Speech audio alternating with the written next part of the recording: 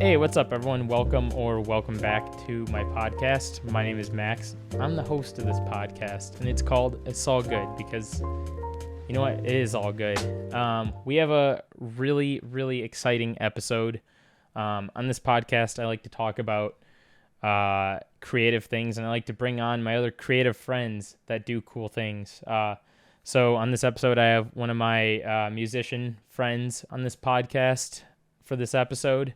So it's a really, really exciting episode. We talked a bit about her process and talked about just everything with her music and just kind of broke it all down. It was a fun episode. So excited for you guys to hear it. I don't want to keep this intro too long. So, yeah, guys, let's dive right in and see what she's up to. All right. Well, hey, thanks for coming on my podcast. I appreciate it. Thanks for having me. Yeah, of course. Okay, is this your first time on a podcast? Have you done a podcast before? I have done a couple audio podcasts, but I've never done a visual one too. Actually, that might be a lie. I don't know. I think it's the first. I think. No, it's not. It's not. All right, cool. But I'm excited. All right, everyone else has been a podcast newbie, so you're warmed up to it, and you're all ready. What can I say? Let's go. All right, well, to kind of warm everybody up, I met Oston. Okay, I don't know if I know the exact time, but we met at a SoFar. It was like before quarantine. It was like one of the last SoFars that I did. And February 2020, I think. Something like that. Yeah. It was back then, and Stephanie was the one that put me onto your music. She was like, I'm so excited that I have her on. Her music is so good. You have to listen to her. And the second she said that, I was on Spotify already listening to her music, and it was so good. I was just so excited about that. Thank you. Yeah. I suggest that everyone listens to her music, but we'll get into that in this podcast. We have a lot of stuff to cover. I have a lot of questions I want to go over, kind of like your music creation process. I want to have you kind of talk about TikTok a little bit with that whole journey. And the main thing that I want to talk about is the new EP. It's kind of the big point in this podcast. It just got released, and once again, it is so good. So we'll talk about it. And then at the end, I like to do a little advice segment for, have you say something. What would, my question here is going to be, what would you tell an upcoming artist? So you don't need to answer that now. I'll let you think about that and give me an answer at the end. Perfect. But yeah, let's, first off, let's have you introduce yourself. Sure. Tell them who you are. Where are you from? Where do you live? My address, my social security number, all the things. Yeah, tell them that's what we do on this podcast. We make sure all our guests give out their social security number and their blood type. Just the standards, the basics. Yeah, totally. Well, I originally hail from the land of Park City, Utah. So that is where my parents moved when I was 6 months old. I have so much stuff in my throat right now, and it's great. So, yeah, I grew up in Park City, Utah, doing, singing lessons since I was little, always, really annoying, the center of attention. Anytime my parents were trying to film, my brother do something cool, I would run in and be like, look at me dancing and singing. So, they always knew I was going to end up doing something in music. And then when it came time to pick a college, it made sense for me to go to school in Chicago because that's where my parents were from. And I chose Columbia College Chicago, and I was there. Yes, as we, whatever. I don't know what I'm saying. It's a cult. It's a dang cult. It was cool. I love Chicago. I have lots of thoughts, but went there. Then I moved to LA. I ramble a lot, and that was so much information, but that's me in a nutshell. So there you go. Oh, that's awesome. So I guess a big question is for a lot of people, right? Because it's a big leap, right? You get out of college, and then you have to make your decision. What was that like for you going out of college? It sounds like you grew up doing music from what you're telling me. So it seems like music was kind of like your thing, if you will. Um, Yes. what was that like transitioning out of college, going like you kind of went all into music, right? Or was there something before that that I don't know about? Um, yeah, no, I started working at Mastro's Steakhouse. I don't know if I know that place, but it sounds cool. It's in River North, in Chicago, and they have them like in major cities all over the world. Um, but it's really cool because they have this very intense like performance section in the restaurant. So when people are hanging out and eating, like I would go and sing in like the cocktail area. So all throughout school, or at least like my junior senior year, I was also working there part time, singing all the time. So when I graduated from college, I kept that job and I was working at a studio. And they all started moving out to LA. So it kind of just like made sense that I finished out my summer in Chicago, kept doing my singing gig, writing by myself, and then I sort of followed everyone out here because I was like, well, my entire like music family is going, so um, let me go too. And the second I got to LA, it was kind of like full force, no job, sleeping on a blow up mattress. Let's full send. So Wow. pretty crazy. Yeah, that's actually incredible. That's like really difficult to do. And I know that is like especially being in LA. Um It was interesting. It wasn't what I expected. Because I always think everything through like so much before I make decisions. And that was right. kind of one where it was like, well, let's go. Packed Yeah, up the car and I drove out here. So, that's sick. I remember when you did this so far, you brought up a story about when you moved to LA and how you felt about it yes, when you first got there. So, for the people on my podcast that haven't heard the story, would you mind telling them how you felt when you sure. first got there and what that kind of felt like? Yeah. Well, so the reason I told that story at the so far is because I was playing my song called Shrug.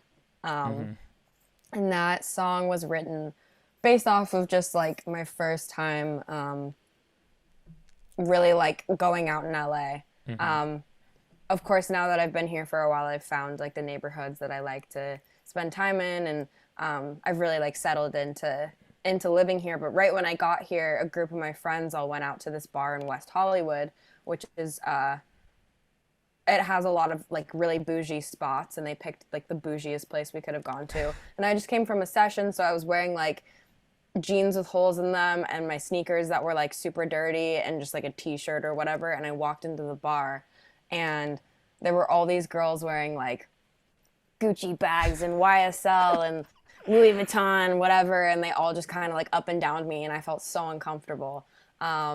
Yikes. And I was really scared that that was going to be my experience because I feel like you hear a lot of stories about like everyone's so pompous and people care about appearance and not about whatever and they want to rise to the top. And I was like absolutely terrified of trying to fit into that environment. But then I moved here and I realized like it's really just like anywhere else. You just have to find your people and find what you enjoy, and you don't have to like socialize with people that you don't fit in with. So yeah, that song I think is still funny, but yeah, I wrote it a while ago.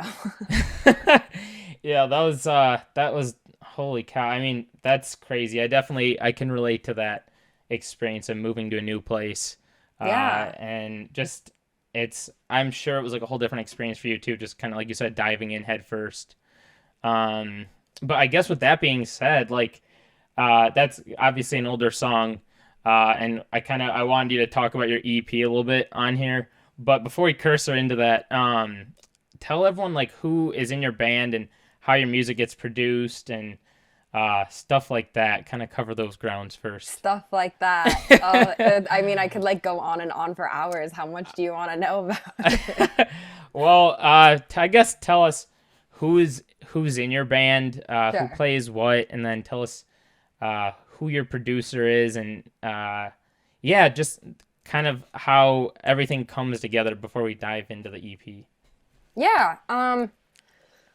Well, so that goes back to when I was in Chicago. I was still in school. I started working with this studio, who I mentioned they all ended up moving out to LA, and I came out here with a bunch of them. But I spent a lot of my college career going straight from class to the studio, and on the weekends I'd go up there and we would just spend time like writing for other artists. And I was demoing a lot of records that we were pitching, and I had never done that before, and really learning how to write pop songs. And as I was doing that, this producer named Dino Zisas, who was working at the studio also, um, was we started working together, and he produced my first EP that ever came out in like um, I don't even know when that came out, 2018, 2019, something like that. Mm-hmm.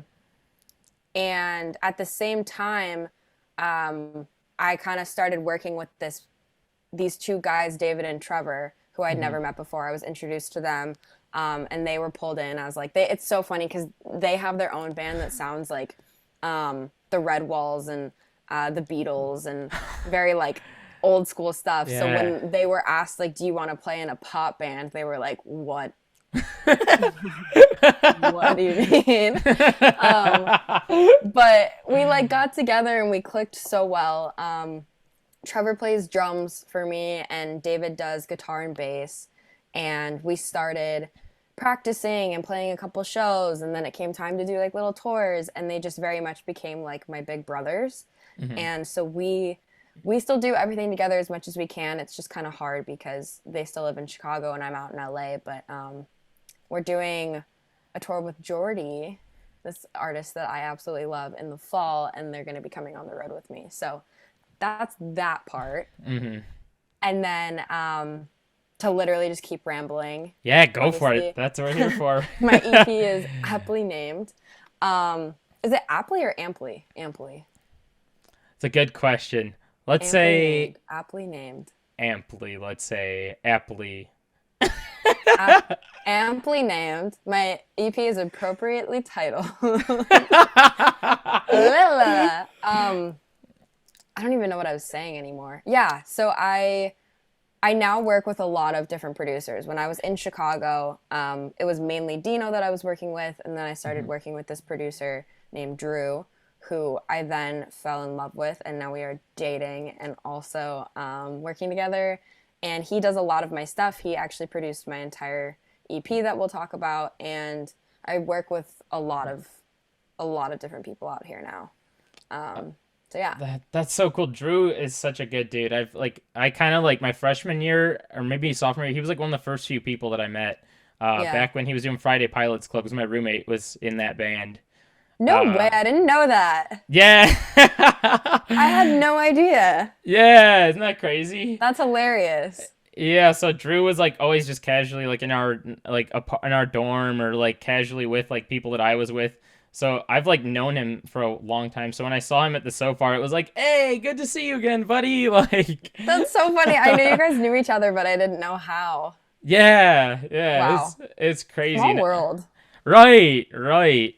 And I saw what was going on with Friday Pilots Club, and I was like stoked on them back then. Yeah. And obviously saw Drew's musicianship back then as like I just knew he was gonna be good from the start. So when I found out that he was like producing your music, I thought that was the coolest thing ever because I didn't know that he did like producing as well. Mm-hmm. Obviously he was like killing it, but yeah, it's really cool. How does that go? Is it just so it's you two mainly working on it? Because I know you guys did a lot of stuff during quarantine and stuff like that. Yeah. So I mean, when I moved out to LA, I started working with a lot of different producers and songwriters and doing writing sessions every day. And then right when I got my apartment, which was at the top of 2020, like February or something like that, quarantine hit. And I had gone to Chicago it was supposed to be a week just to visit Drew and see him because he was still living there. And then they announced the lockdown. So I was like, I guess I'm shacking up with you for a couple months. And yeah, we kind of just like started going to his studio every single day, and I had some songs already written, and we wrote some more songs, and before we knew it, we had like produced the entire project. and yeah, so we ended up bringing in this producer that I love working with named Nige. Hmm. To help us crack some of the songs that we had just like spent so much time on. And we were like, I can't do anything else to this. But for the most part, it was, yeah, just me and him like locked in a room making music. It was a lot. That's really cool. Wow. Yeah, it's obviously come a very long way.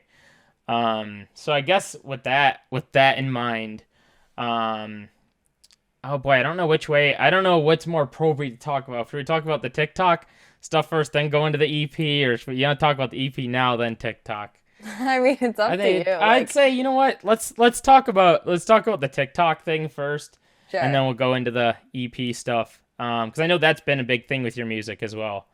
TikTok has, yeah. It's a crazy, scary world. That TikTok app. I have so many feelings.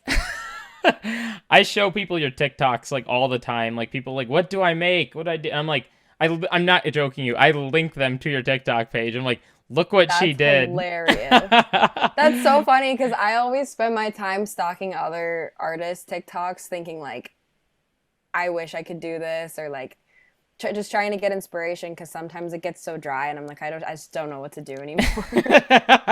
I like appreciate that. I'm glad that you find some excitement there. Yeah, you have this. Let's talk about that a little bit because I think TikTok it's a hard thing for everybody, but it's also once you figure it out, you kind of get the hang of it and you get rolling on it.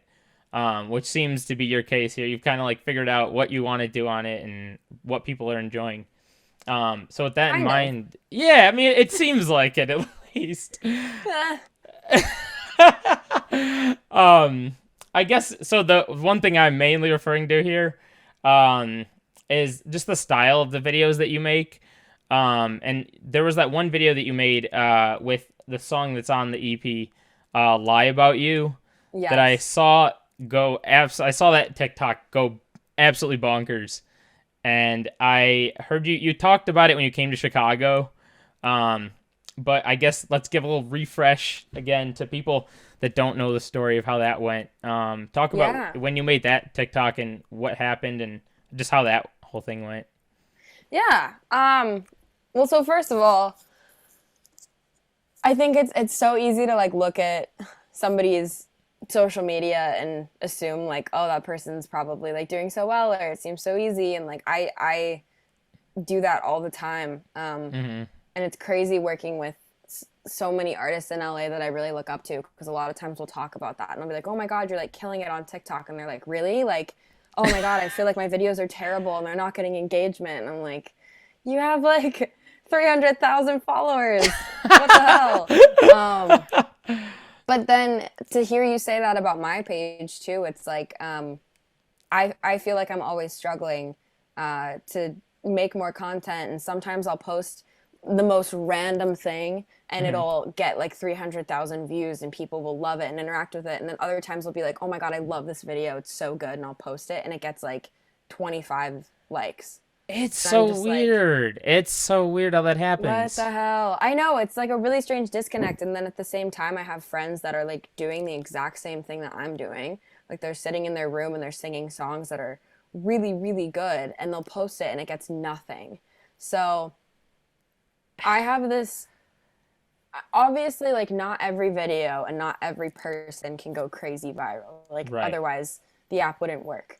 Right. I just am so confused sometimes of like, what do you want? Like, what am I doing wrong? Because it's hard. But anyways, so yeah, with that being said, I spent a long time like refusing to even download TikTok. And then when I downloaded it, yeah, because I was like, I don't want to do this. It's not going to be around for very long, which is hilarious. I think most people in our generation were kind of thinking that. Because like Vine, you know? Yeah. But so I downloaded it and I started like watching all the funny videos and I started thinking like, wow, this is fun. And then, yeah, like never really posting any singing stuff because every time I did it, like would not take off. And I'd spend like hours and hours and hours making videos. And so stressful. And nothing would happen. Yeah, it's just like, okay, what's the point? Like, why am I doing this? Right. So, um, rewind a little bit. Um, in LA, I had written this song with these two guys. I went into the session. I had like never met them before, and we wrote this song called "Lie About You" that was like extremely vulnerable, and I was basically like just detailing this terrible situation I had gone through. And I wrote the song, and I was like, I hate this. Um, I don't want anyone to hear this. I played it for some of my friends, and they loved it. And I was like, no, I hate it. I don't want it out. I don't want anything to do with it. So I like I hid get it away that. in my notes. Yeah, it was like so personal, It was Mm-hmm. scary. And I just kind of like never came back to it. And then I don't understand why I did this, but I was in Utah visiting my parents over like the holidays, and we were drinking wine, and I had filmed this little demo of it because I was bored, Mm-hmm. and I put it on TikTok thinking the same thing was going to happen where I'd get like 300 views, whatever. And I like slept in the next morning because I was hungover because I had been drinking so much. And Drew like wakes me up and he's like, dude, you need to get up. Like your video has like 300,000 views and it's like going up every fucking hour and you're just asleep. And I was like, okay. Um, yeah, I like looked on TikTok and I had my first ever like pretty viral video. And Wow. yeah, and I gained like 20,000 followers from one video. Wow. That's what I'm saying. It's like so crazy. The quickness of things and like the fact that literally anything could do anything at any moment. It's like I don't get it. I don't Right. understand it. It makes no sense to me.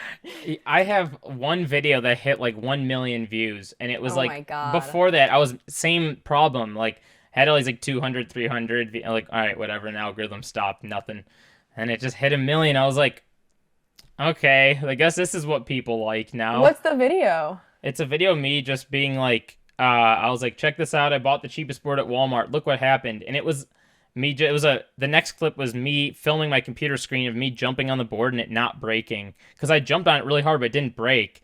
And I made that video not even thinking. Like it was the most senseless video. I was like, ah, ha, ha, ha, kind of goofy. Dude, yes. Yeah. I think that's what the internet likes. I made this video like before Lie About You ever happened. Like I said, I was filming a lot of music videos and they weren't doing anything. And there was one night where I was on Twitter and I saw Cheez-Its tweet this like fun backgrounds you can use to spice up your life. And I was like, that's stupid. So I made a green screen video of me like making fun of the Cheez-Its backgrounds. And that actually was my first viral video. That got like 500,000 views. Oh my It was the god. same thing. I was like, this is stupid, like whatever, and put it up and it went viral. So I don't know. For people listening, whatever you think is senseless, post it. Yeah, That's the like if you lesson. think like no one's gonna like this is dumb, it probably means you should post it. Literally. I hate that that's true. We can work so hard for something for it to not get views. I Oh, mean, jeez. yeah, I feel like that kind of is how it always goes because even with this song Lie About You, like I was saying, like I wrote it and I was like, I hate this, no one's gonna like this. And hmm then I put it out and it's the song that people connect to the most. I'm So gonna tell you right now that that song has made me feel so much better about my situation. I had the same situation. Just hearing the lyrics went through the same exact thing. And so hearing that song, just every time I hear it, makes me feel better and better. I'm like, all right, I feel a little bit more relieved. Like, it's a wow. great song, and it's very relatable. And a lot of people go through it, and it's such a sad situation. Dude, that makes me like sad for you that like I don't want to like be happy that you said that because Right. obviously like I don't want anyone to go through anything painful, but like hmm knowing that it's touched people and helped them through situations that are similar, it's just like I can't explain how that feels. So thank you. Yeah, yeah, of course. Thank you for being vulnerable and putting yourself out there Yeah. and making, good God.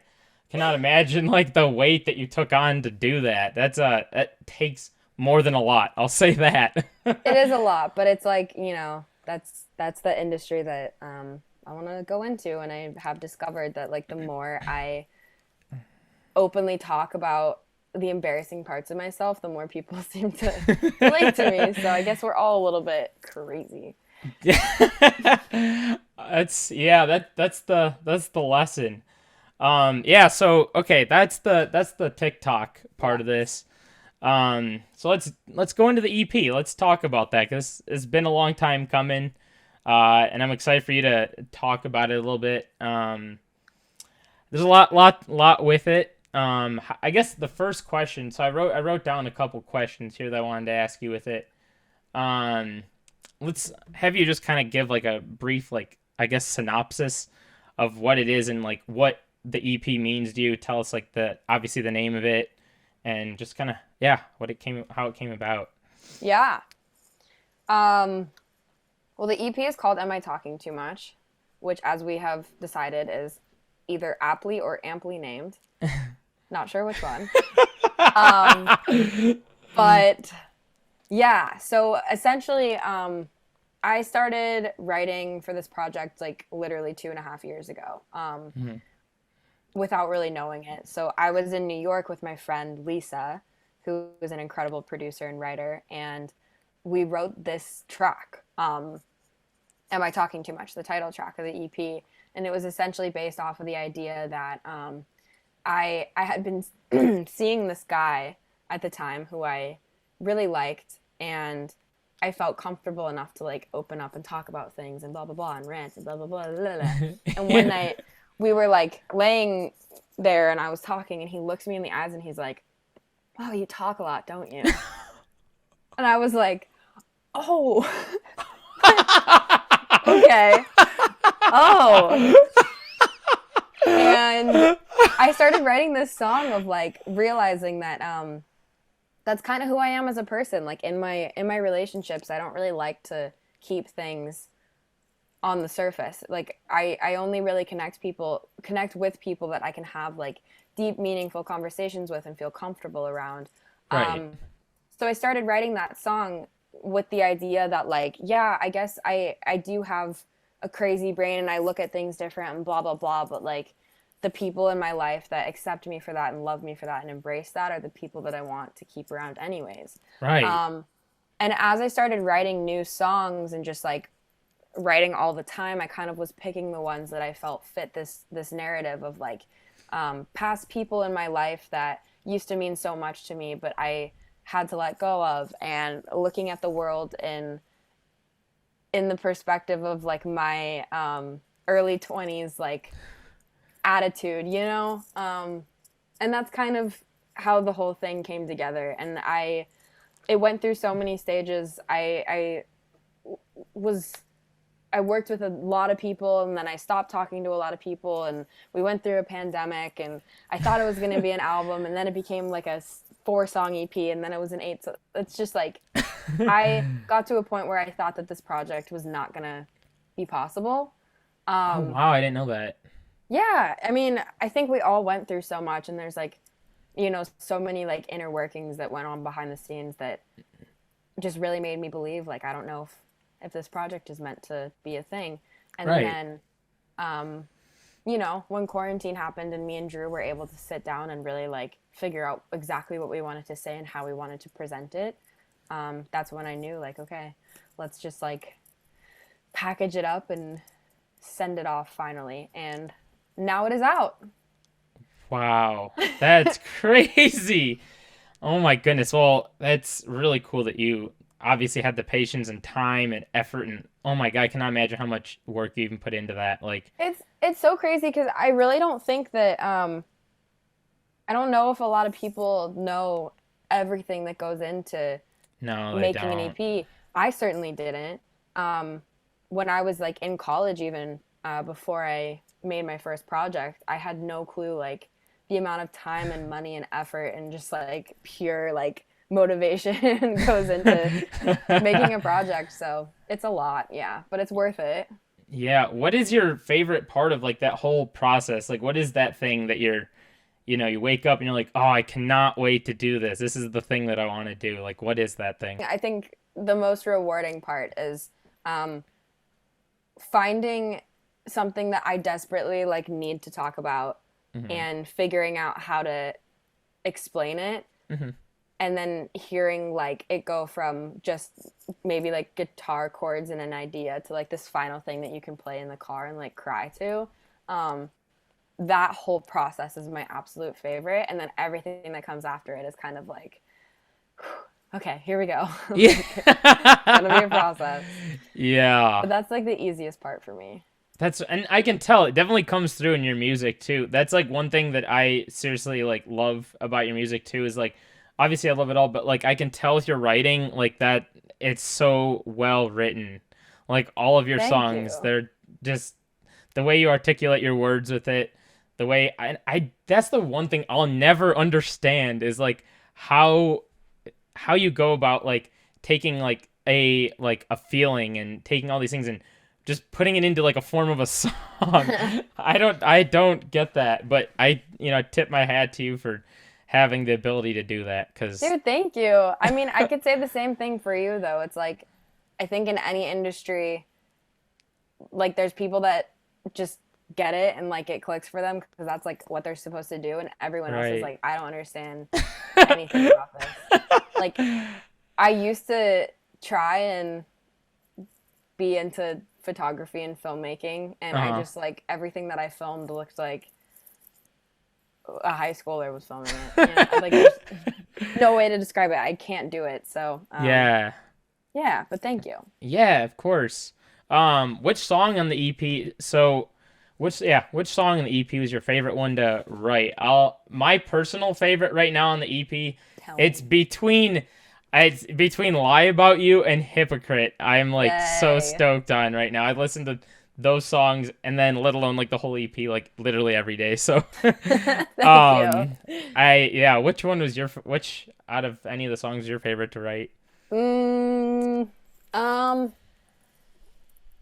it's hard because they were all like really fun in their own ways. Right.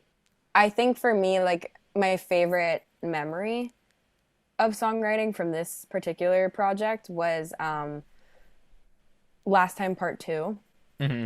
because that was the night that, so Drew and I, who produced the EP, we had like worked together a couple times, and never really like made anything cool and didn't really like vibe that well. But for some reason, I like hit him up and was like, hey, I have this like idea. I want to make like an interlude. Can I come to your studio?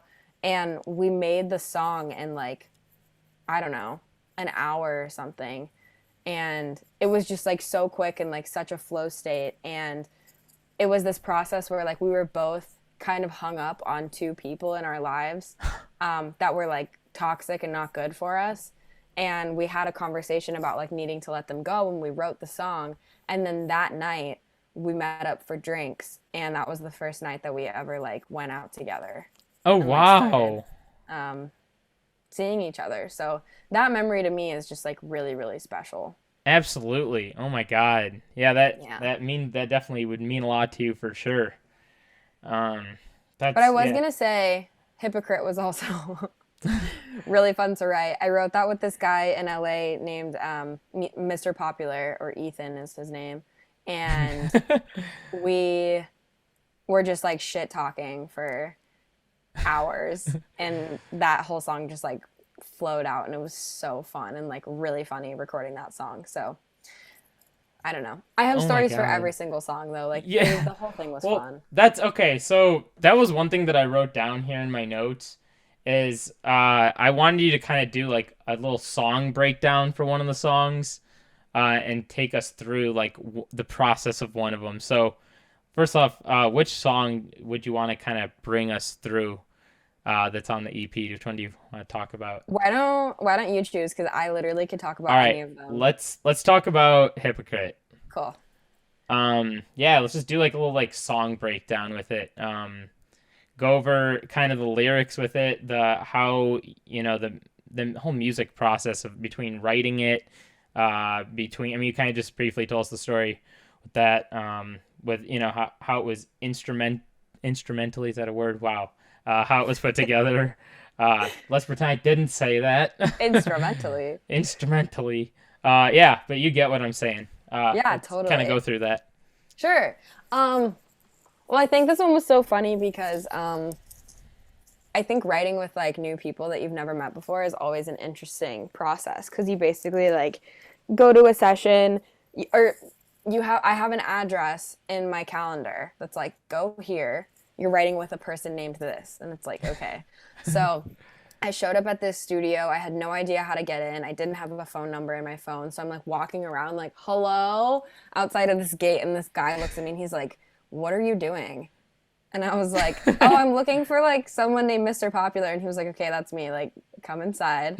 So it starts off like, it's always kind of strange because you don't know the person, but you know that you're supposed to write a song. So you kind of spend the first like hour or so getting to know each other and talking.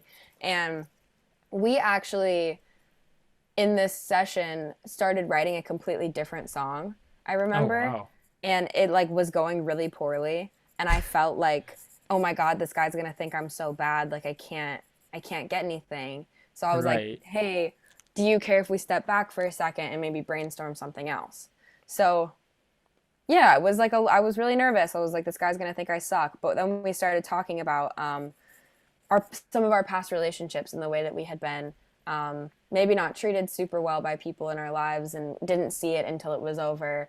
And we started talking about gaslighting and what that looks like and very hypocritical people and some of our exes and quickly just like started writing this very sing-songy like nursery rhyme thing. And it came super quickly. He was amazing and came up with the instrumentation super quick. And I think we referenced some like older Alessia Cara stuff at the time because she has that like kind of I don't want to say orchestral vibe, but there's some like horns and some strings that are very plucky and stuff. And we were throwing all that in there. And we got to the hook, which is very bratty.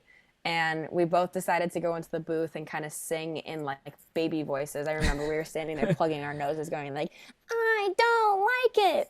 And we layered that in there. And it sounded hilarious because it like worked. Oh, that's And it so was funny. it was so fun. So we walked away from that session with the full demo. Like we had the whole song written, the bridge, everything. And I sat with that song for so long because it really didn't fit my project. Like the way that it was produced was not as pop. It was kind of more like alt leaning. And when we were in quarantine and I was going over everything, I brought the song to Drew and I was like, can you do anything? I don't know what to do. And he was able to bring in the same kind of like musical production elements that were present in other songs on my project and make it fit more. And I fell so absolutely in love with it. And yeah, couldn't leave it off the project. So Wow. that's that story. That's a really cool story. I see. That's why I love like asking these kinds of questions because I feel like I get like you learn stuff that you would have never otherwise known. Like that's such a cool story about it. And Yeah, it's I love that relatable. song. It's very like relatable, you know. Yeah, I mean, we wanted to make it like lighthearted because I do feel like a lot of the songs on my project are very serious. Right. And I wanted something that was playful but still got the message across that, you know, shitty people should be left in the past. Exactly. Shitty people left in the past. That's a great message. Yes. You guys got that? Drill that into your heads. You don't deserve to be treated shitty. Yes. Yeah, that's cool. Thanks for sharing that. So I guess also too, with that in mind, you're currently on tour and you just played a show over in Chicago. And I wish I could have made it. But Don't worry about let's it. talk about like real quickly how that went. How did the audience feel and how'd the whole show turn out and what was the deal with that? Yeah, we played a bunch of shows recently, actually. The first one was a Lollapalooza after show at the Metro. So that was opening for Omar Apollo, So cool. who I've been a huge fan of his for a long time. So when we got that, I was like over the moon. And yeah, I actually played the Metro in school. Do you remember the like biggest mouth competition that Oh, yeah, yeah, yeah, yeah. Yeah, yeah, yeah. I remember that. so that like showcase thing is held at the Metro. So when I was in school, I kind of like obviously it was like, playing to our peers and like I didn't even have songs back then. So it was kind of Right. a weird like full circle moment being able to play for like a sold out crowd on that stage after graduating. Hmm. Um, I was probably the most nervous I've ever been for any show because yeah, it was Omar Apollo, but it went Hmm. great. And then actually, like 2 days later, I got tickets to go to Lollapalooza because I played an after show. So I was like planning to go to the festival and just like see people. And my booking agent calls me and he's like, dude, some people had to drop out because they got COVID, unfortunately. So like they need someone to fill in. Can you like play Lollapalooza tomorrow? And I was like, what? Are you kidding? Because What? Lollapalooza was like I grew up going to it, like I Right. feel like as Chicago kids, like that's the big thing and I would go every year and just like die thinking about the day that I get to play Hell Lollapalooza and yeah. it felt super like unconventional and crazy and I wasn't prepared for it at all, but I was like, yeah, let's do it. I can't pass that up. So yeah, on Friday we played the Lakeshore stage at Lollapalooza, which was crazy. So cool. Congratulations. That's really Thank you. cool. Um, Yeah, and then I just played some shows last weekend on the East Coast. We played in West Virginia and in Pennsylvania, and now I'm kind of taking a break for a little bit before I head off for my tour with Jordy in the fall. Oh, awesome. Awesome. And rightfully so. I mean, that's a lot of music. A Yeah, lot of and it was playing. like crazy because this is my first time playing the EP live, so it's a whole new thing. Yeah. That's what I was gonna ask you. So how like playing it live um is I mean that's probably like pretty epic for you to play it in front of like all those people. What was it like hearing like responses from people and like the crowds like how did the crowd interact with it and what was the audience saying if you will? When I played the two shows in Chicago, the EP wasn't totally out yet, so it was just Hmm. like some of the singles. But Oh yeah, that's right. yeah, but it was super weird because I think at the first show that I did opening for Omar, that was a pretty new audience, so I didn't see anyone really singing along to anything, Hmm. but people were like very engaged and very sweet and like super enthusiastic. It was amazing. But the Lollapalooza show, I had a bunch of people come out that were singing all the words to every single song, including the ones that weren't out, Oh which my was God. interesting. And I was thinking, like, I posted some of them on TikTok. Right. So that was to me like the only thing that made sense. I still don't know like how these people knew the words. But yeah, people were like singing along, especially with "Lie About You." That's such a fun one because you can like hold the mic out on the like "lie" chant, and Yeah. people were singing it back. So yeah, it was really cool. But I'm excited to see um, how we can kind of like settle into the songs and make them a little bit different for the live shows in the fall. So Yeah, and you have Jordy. I meant to ask you this earlier in the podcast, but you have Jordy playing with you, which Jordy's also phenomenal. I think you two harmonize super well together. I love You guys are so great, and like you guys make cool little TikTok videos together and everything. him. Uh, it's all awesome. And with that in mind, like, how did you guys meet, and how did you guys like connect? We actually met because I opened for him um, on like a really short tour. He was playing like Milwaukee, I think, and Mhm. Detroit and Chicago. And my booking agent asked if I wanted to hop on that, and I was like, yeah, sure. Like I knew Jordy's name because he was like an up and coming artist in LA, and I went and met him, and the second that we started talking, we like instantly clicked, and Oh, once we both got back to LA, we started hanging out and writing together, and just became like best friends instantly. And now he's somebody that I hang out with like all the time, and he's probably like one of my most frequent collaborators, and yeah, it's great. It was a crazy experience that we met like that, but very happy and fortunate. Yeah, yeah, wow. It's gonna be really cool to have you guys in on the fall. I just checked my calendar before we hopped in this podcast. I looked at my calendar. I was like, can I go? And I literally can't. It's the only day in November that I'm booked. Like, No. start of the day till end of night. Oh, I'm just wow. like, bro, why? Hey, we'll be back. We'll be back. Yeah, I'm excited. I'm excited for you guys, nonetheless. I know it'll be a good time. Yeah, it'll be fun. Yeah, that should be. And you guys will get to play some of the new songs there too. I know. Yeah, it's gonna be crazy, and like playing. I don't know. Just the fact that we're starting to play shows live again is insane because we've been so isolated for so long. Mm-hmm. Weird. Yeah, that'll be a fun experience. I'm sure. Okay, that's one other thing I was gonna ask you. You kind of talked about it earlier, but you kind of were saying like you get nervous like when you talk in front of like a big or when you sing in front of a big group of people. How does like I mean obviously it's a very like nerve-wracking thing, right? There's like all those people there.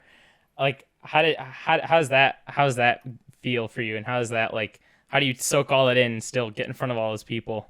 I mean, I don't usually get nervous. Like, I feel like right before I go on stage, there's always that like excitement and like Right. the nerves kind of like come through. But usually like the second that I get out on stage, I'm more like excited than anything. Yeah. But the show that I played at the Metro, the Omar show, for some reason was like so nerve-wracking, and I couldn't exactly put my finger on it. But I don't know. Yeah, performing, like if you asked me to go like read a speech in front of an audience, I don't think I could do it. Yeah.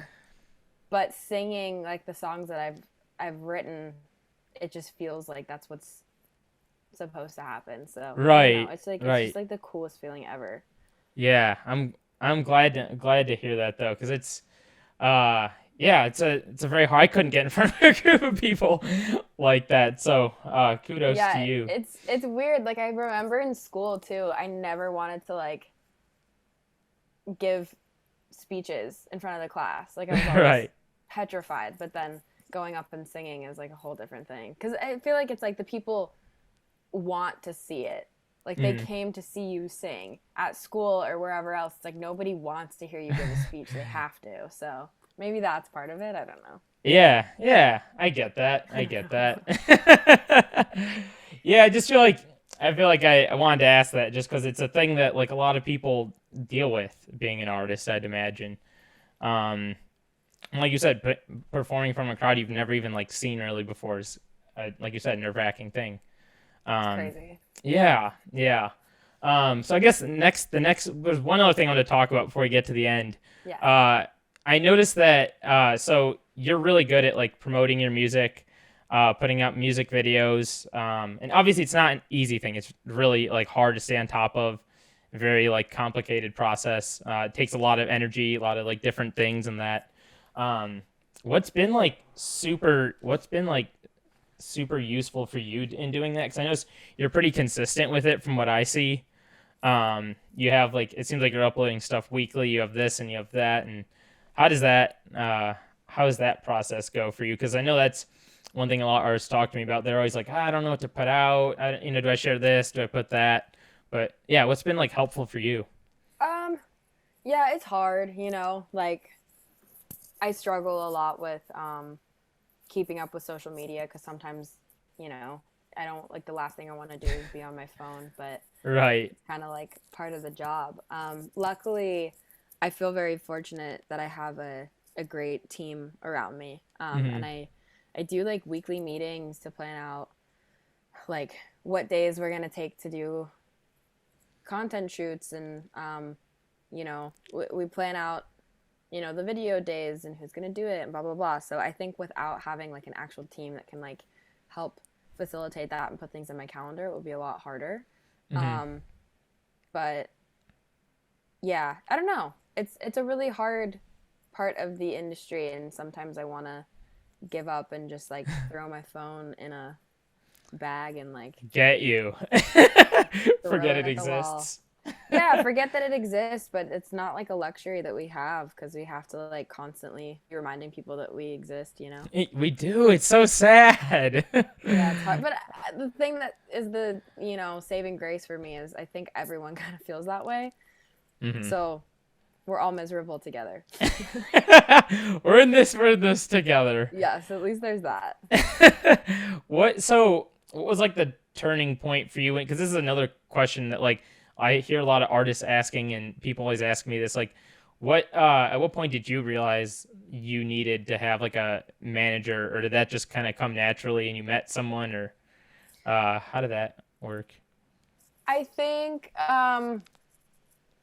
kind of both. Like I met somebody and it kind of just like fell into place at the Hmm. time that I was really needing some help Hmm. with expect because it's like when you're starting out it's one thing, but then you have to like start facilitating sessions and reaching out to people and finding like ways to make money and blah blah blah. It's just that there becomes like Yeah. so much that it's really impossible to do it all by yourself. Oh um, yeah. Yeah. so I was just lucky that the team that I'm working with right now is absolutely amazing. And yeah, like it's definitely not easy, but No, it's we're not. making it work. Yeah, yeah, and I'm sure you have a lot. You guys have a lot more stuff you have to plan. There's a lot. There's a ton of more stuff that goes into it. So it's cool that you kind of are bringing some pieces together and making the most of what you can make out of it. Totally. Um, Yeah, and I and think it's really hard as an independent artist too because a lot of this industry is money and it like is. budget, and it's hard sometimes when I want to make like a crazy extravagant music video of my dreams, but all I have is a friend who has a camera, and I have $1,000 budget, and so we're like, okay, how do we make something really cool out of nothing? Right. But that's also really cool in itself because I in quarantine was able to make visualizers literally in my apartment. So Hmm. yeah, like you gotta work with what you have, and yeah, make it work. Yeah. And what music video? I mean, yes, I saw the "Lie About You" music video. That was so cool. Yeah, that's Thanks. your video guy making that. Yeah, Yeah. he's a great friend of mine. Yeah, it was fun. That's a really good video. Is there any video that you want to like point people to in this right now, or is there something coming out that you want to tell them about, or? Um, I would say like honestly, all of the singles off of the project have videos at this point. Um, and I think they're all cool. I would say check out any of them. My personal, I don't want to say my favorite because I like all of them, but the one that I think is really rewarding is the "How to Feel Human" music video with Jordy because Oh yeah, that yeah. took so much, um, and we did it. So It's a really cool video. Those like the visuals of like it was like the looking into the pictures, and then yeah, like it's so cool. It's so well thought out. thank you. We had a Yeah. blast making that. It was like so fun. So That's awesome. Um, all right. Well, I guess we'll kind of bring it to a close here with the last thing I wanted to bring up is some yes. advice. I mean, I kind of brought up some stuff, but was there for someone who's just becoming an artist and someone that's trying to get their feet wet in the industry, what is one thing of advice you'd tell them or something to help them out? I would say for the music industry specifically, I spent a long time being really scared about putting anything out and like wanting it to be perfect and um, writing things and rewriting them. And I know so many people who also like are so talented but still don't have anything out because they want to make it perfect. And I would say if you're starting out and you have something that's done and that you're excited about, just put it out because you can always come back to it and delete it. You can always make things better. But that's just like the way that people start to like find you. And you never know if someone's gonna find you from something. And I guess now that we have TikTok, it's so easy Hmm. to get discovered. But yeah, just put things out. Just like make as much content as you can, put it out, and if you hate it later, you can always take it down. So I like that. That's some really good advice. just like gotta start somewhere, you know. Yeah. I'm with you on that. Cool. Well, is there anything else that you wanted to say, or any like I'll have you drop your socials and where they can find you and all that. But was there any final thoughts you had that you wanted to drop, or something coming out you wanted to say? Honestly, I feel like I just rambled for the past hour. Like I feel like everyone's gonna know so much about me at this point. Yeah, I don't know. The EP's out. It's 8 songs. It's on every streaming platform, so if you want to check it out, please do. And yeah, my name is Oston, like Boston without the B. Looks like Oston, but it's Oston. And all of my social media is Oston Music. And yeah, that's pretty much it. Sweet. Sweet. Awesome. Well, yeah. On that, I appreciate you taking the time to hop on my podcast. And thank you for having me on your podcast. This was fun. Yeah, thank you. I appreciate it. It was really cool to hear you and talk about, everything going on. And hopefully people have something to take away from this. And hopefully lessons it's not to learn. Just being like, oh my God, overload information. Damn. Yeah. I tried to. The more I do is I like to keep it and cut to the chase of everything, just go right to the point. So yes. Yeah, hopefully everyone enjoyed that, and thanks again for coming on. And thank you so much. Yeah, absolutely. Looking forward to hearing more of your music, and keep streaming your music. Yay, thank you for that. Yeah, all right, no problem. If you enjoyed this episode, be sure to hit that subscribe button on YouTube, or hit that follow button if you're listening on Spotify. There'll be more episodes like this with more creative people. And hopefully you're enjoying what you're hearing or what you're watching. So either way, talk to you guys soon. All right, bye.